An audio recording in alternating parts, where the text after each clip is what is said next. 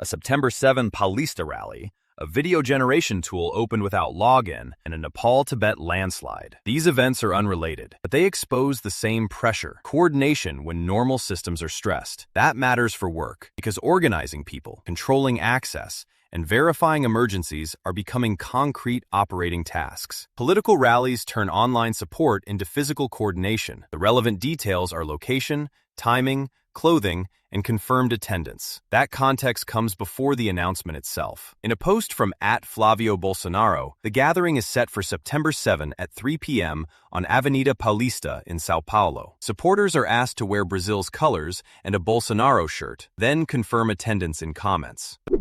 The rally converts online support into a physical coordination problem. It requires a place, a schedule, visible identification, and some way to estimate turnout.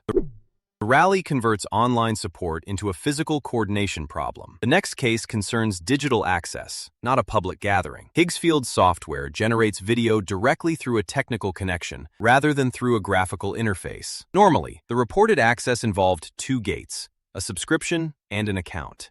Lua said those gates were temporarily absent. The post described the access as apparently free until Higgsfield corrected it and included one tutorial for creating content directly. The material provides no official confirmation. The episode temporarily removed two normal entry requirements for testing automated video creation, while the reported correction restored access control without proving a permanent change.